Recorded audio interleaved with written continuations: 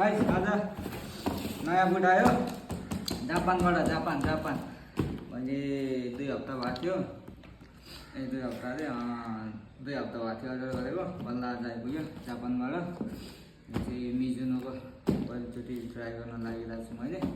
राम्रो हुन्छ भन्थ्यो र म आज अनबक्सिङ गर्छु, तपाईँहरूलाई देखाउँछु है। अनबक्सिङ नि यसले छुरीले स्याट पहिलोचोटि आएको कस्तो छ, कता हो यो?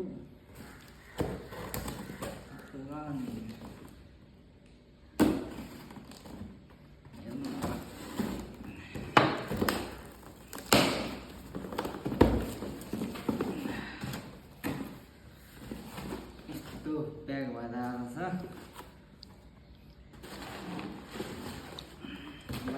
साइडमा हेर्नुहोस् मिजुनोको अनबक्सिङ गर्न लाग्छु। कस्तो छ मेरो नि पहिलोचोटि चाहिँ आयो है। हेर्नुहोस् है, हेर्नुहोस्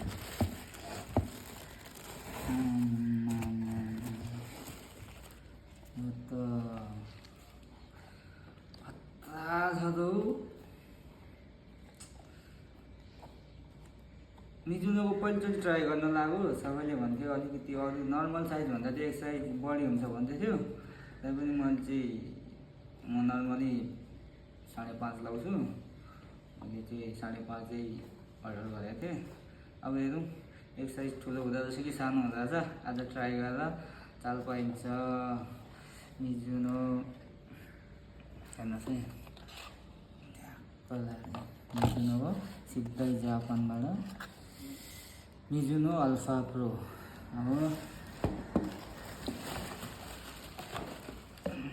ल आयो ए म्याकले।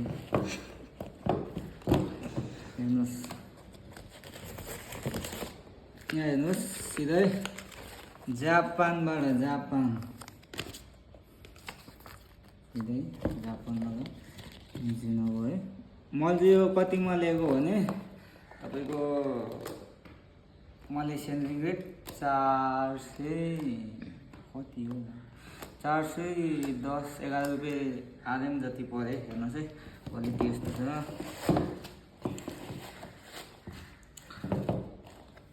यो चाहिँ मिजुनोको पनि दुईवटा उयो हुन्छ। एउटा चाहिँ तपाईँको मेड इन जापानै हुन्छ, अनि यो भनेको चाहिँ मेड इन भियतनाम हो। आउन चाहिँ जापानबाटै आएको, तर मेड इन भियतनाम हो। मेड इन जापान चाहिँ तपाईँको अलिक महँगो पर्छ क्या, 700-800 आरएमदेखि माथि पर्छ। त्यहाँदेखि तल चाहिँ तपाईँको मेड इन उयो हुन्छ, भियतनाम हुन्छ। मेड इन जापान नि पाउँछ, तल सानो अलिक तल 400-500 आरएमको। तर त्यो चाहिँ अलिक सानो मोडलको हुन्छ क्या। सानो मोडल भन्दा अलिक हेभी हुन्छ नि त। एकाडेमी लाइट प्रो हेरी हुन्छ।